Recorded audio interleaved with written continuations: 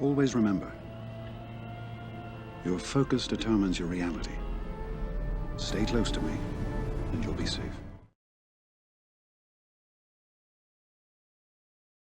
Yo, what's going on, guys? How are we all doing today? Hopefully you guys are doing pretty well out there.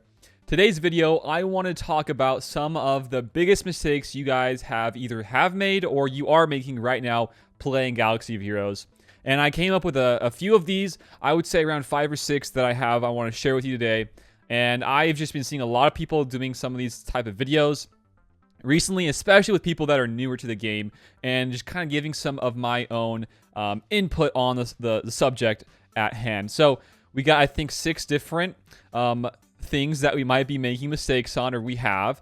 And I want to start us off with the one that I made the biggest mistake on in my, I guess, lifetime of playing the game. I don't know how else you want to put that. But the biggest thing that I've made a mistake on was mods. So two of these points are about mods. So first things first, mod upgrading. So I actually don't have any mods to farm unless I go and do this, which I guess I will. But the mod farming is so critical into the game. And one thing that I didn't do up until like around a year or so ago was to like not spam refreshing on the mod store, and not mod store, but these mod refreshes right here, and then doing a bunch of mod farms this way. I only started doing that like around a year ago, and it just bumped up my plus 15s and plus 20s so much. Yeah, there's always going to be RNG involved with that type of mod stuff, but you know, at the end of the day, it is so worth it. So, you know, that's the biggest thing here, is not farming enough mods. That's one mistake that you guys will probably make.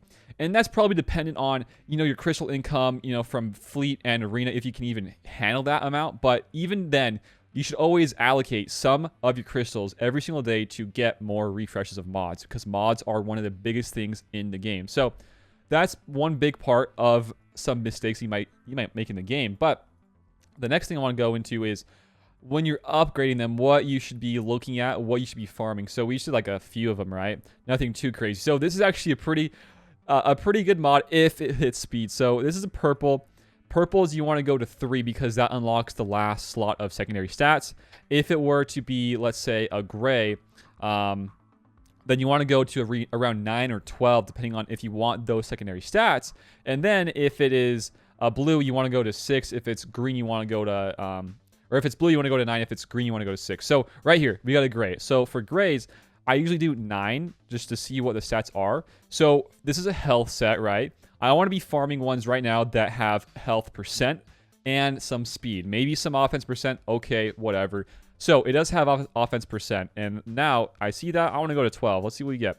So no speed and no offense, or no health percent. So that's going to be a sell, right? And I would continue doing this for every single mod I have that's a gray.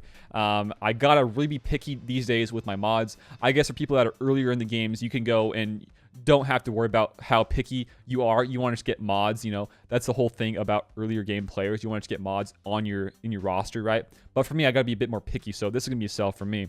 But for like other ones, to like the blues, this one got speed. It has 4 speed. We're gonna do this 6 times to see what all the other stats are. Okay, so health percent's a pretty good one, and that's pretty close to max, I'd say. I think the max is like around 1.1 something, so not too bad. Let's see what we get on the 9th one. Let's see. Okay, more health. That's not bad. What about this 12th one, the last one we got for blues? Protection. So, yeah, I was hoping for speed. I wouldn't keep this one in my roster. It's not even that crazy high of max rolls of the health percent, and that speed's only 4, and it's not even got hit at all, so that's a sell for sure. But yeah, you gotta just keep doing this over and over again, guys, for the mods upgrading to get the best possible mods in your roster. So this one's already a sell because I don't want any of these stats with a critical damage primary on the triangle. So that's all that for mod upgrading, I guess, for the most part. And you know, just keeping in mind that the more refresh that you do, the better chances that you'll get of getting actually good mods. So just keep that in mind. The better you do, or the more refresh you do, the better chance you get at getting good mods. And that's the name of the game for mods. Just keep on keeping on, guys. Really, that's all it is. There's RNG involved, yeah, but it's totally worth it. So another point here I want to make and bring up the table is for GAC. So let's say on my list, really I just say maybe 2 of these points are GAC oriented points, and the biggest one is remodding. So I know for a fact that you guys hate remodding as much as I do, but it is so important to remod in GAC if you guys want to have better matchups. I wouldn't say necessarily easier matchups, but to a degree, you can have some easier matchups if you remod properly. So with like my GAC round right now, it's 3v3, right? And remodding for 3v3 is something I hate doing, but if I want to get better holds and whatnot and better just all-around plan of attack strategy, I have to remod. And remodding is going to be meticulous, and it's going to take some time out of your day. I think my remods take maybe like 45 to an hour. And it's nothing crazy. I just, save some loadouts every now and again, and then, over time, it takes that chunk of time off and makes it even quicker. But like, for instance, I think this week I remodded my DR to be a bit faster than my last week's. No holds there because he's a Kylo. But like, for instance, remodding a character like a CLS in this team for defense, giving the critical avoidance arrow, more protection, he is going to be a very, very durable character on defense. And, it translates into other things, not just, with hoping to get holds. It could possibly pull different counters. With how you remod characters, it could pull different counters that you might want to pull. So like for this one, I have a very fast Poe, a very fast Finn. Gas is not going to work versus this. I don't think shot clones can either because of how fast they are. So it's going to probably pull either a GL or a Darth Revan or something to that extent. Something very, very big. So remodding, I guess the whole point of remodding is it is so important for GAC matchups if you want to have a bit more of an advantage over your opponent. And if you don't remod and you're like, okay, whatever, just throw whatever I have from other game modes, I guess you'll be okay there too, but it really, really helps and it takes off the edge of, how difficult some of these rounds are if you do put some time and effort into remodding, guys. So that's one point. And then another thing here is some more ways to get crystals in the game. And you guys might have not have really thought about this, or maybe you just didn't really care about this early on in the game. I know myself, I think up until around a year ago, again, I did not care at all about Fleet Arena, right? But the day I did start about, being serious about my Fleet Arena scores and my rather climbing of Fleet Arena and focusing on ships, the more crystals I got. So I cannot describe how important it is to get Fleet Arena going for you in your roster and your whole game experience in Galaxy of Heroes, because it gives you so many more crystals. And even more importantly, for GAC, you need fleets in GAC now with those, I think, 2 fleets for, I think, Div 2 and Div 1. But having fleet available to you and getting those extra crystals early on in the game is so impactful for you. So I think prizes, here we go.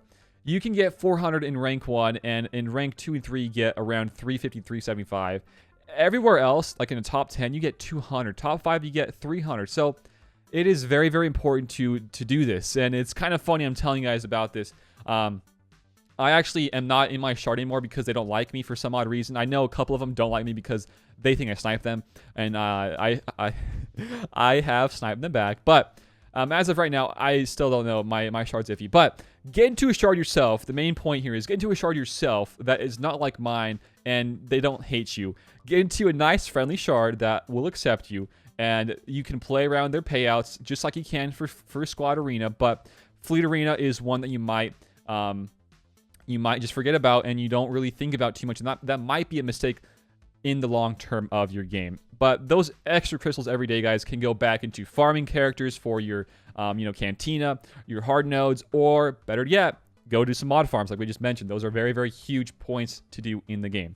So we got that. The next ones I want to go over are some guild stuff that you might have made some mistakes on. So guilds are a pretty big part of this game as well as everything else is in this game. And the last 2 points I want to bring up are about guilds. So guilds, I am now in one of the now I am in a pretty top tier guild. I'd say FC Nova. I love FC a lot, actually. I've been in these guys' guilds for a long time now, almost a year or so. Not in this specific guild, but in any FC Alliance guild I've been in for a while now. And I gotta tell you, getting into a top tier guild or any guild that can accomplish some of these big tasks, like getting HSTR completed, maybe you want to beat up some challenge to your pit, or in TB, you know, you want to get into a guild like this. That way you get even more rewards in the long term of you playing. So it's very, very important to get a guild like this early on while you're playing. Maybe you can kind of, you can probably like, you know, just ride the coattails of some other guild. Maybe you're not the biggest GP or whatever. You can still get into that guild. That would be pretty huge. I've done that before, actually, in, I think, other guilds while it's kind of earlier on in the game. But, you know, long term, get into a guild that, you know, is nice enough to give you some good rewards in some of these raids and some of the TBs, because those are some of the biggest things in the game. Of course, TWs for Territory War, they are also pretty big for you getting some easy rewards, some more Zetas as well. But guilds, guys, I cannot emphasize how big enough they really are for you in the game. They can help you with a lot of different stuff. One of the other things that is kind of not as huge, but it does help you long term, is some of the guild reward or guild exchanges with the gear, right? So a lot of people are requesting stun guns. Holy cow. Man, I'll give some to Deranged. I love Deranged. Not to say I don't love everybody else, but those are stun guns, guys. I cannot give stun guns out right now. But anyways, that's a lot of nice things, I guess you could say, about guilds. A lot of good things that come from guilds. Of course, guild store currency, one of the best currencies in the game for farming up gear, like we just mentioned. So lots of great stuff here, guys. Guilds, raids, TBs, TWs, lots of freaking rewards. And then I guess to tie up with that point of guilds, even if you are in a top tier guild and you're doing all these different raids and whatnot, you will still be able to merc. And I don't think merking is necessarily a bad thing, because it will help you get more rewards. And merking for some of these is a bit hard to find, because not every guild needs a merc, but there are some guilds out there that do need mercs. So it's kind of like helping out both parties. You know, they can beat, you can beat the merc, or you can beat the raid for them, and then they get rewards, and then you get top reward spots. So it helps both parties, which is definitely a nice thing.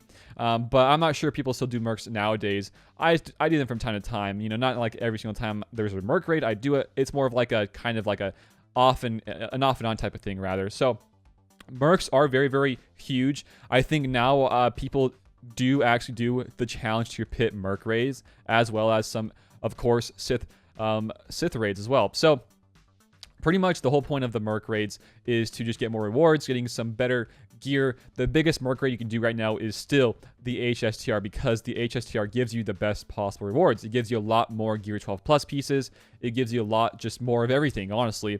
And the more you do this merc raid with your home raid, you can really, really cycle back to more gear for GLs, more other things. And you know what? That's the biggest thing about this, is just farming for characters, you know, GLs and whatnot. I was going to go do a whole different segment of just farming characters and like what you should be farming. But like, honestly, guys, I'm not going to sit here and say, go farm GLs, go farm this, go farm that. You know, go have fun playing the freaking game, guys. That's what this is all about. Go have fun playing the game. Farm whoever the heck you want. Go for some scoundrels. Go for some bounty hunters. Go for some Sith. Go for some Jedi. Go for whoever you want, guys. And if that does happen to lead into a GL, then so be it. If you want to really go and focus on GLs, then go do that, because that's still a pretty big thing to have in your game, especially if you are going to be a bit more competitive in your game experience. But you know, the farming, just farm whatever you want. If you want to have fun doing that, go for it. If you want to be a bit more strict with your GL farms, go do that too. I'm not going to say and sit here and say whatever you got to farm, go farm that. Nah, go have fun playing the game, guys. And that's the biggest thing. Go have fun playing Galaxy of Heroes. I think that's about it for my list today. From mods to guilds to, you know, remodding. I don't know if this is like the best list for like things that I've made mistakes on personally, but I do know that a lot of people do make these mistakes, and I thought that it would be worth sharing with you guys today. So with all that being said, if you guys have any ones that you think I should have added onto this list, let me know down below in the comments. And as well, if you guys have any other ideas for videos you would like me to do, let me know down below in the comments as well. Or join up in Discord as well. Link below in the description, guys. Thanks for watching this video. We're trying to hit 15K subs, guys. If you want to help support me there, feel free to sub to the channel. We do daily videos and daily content. Go check it out, guys. But that's it. Thanks for watching. Until next time, I will see you all later. Peace out and have a good one.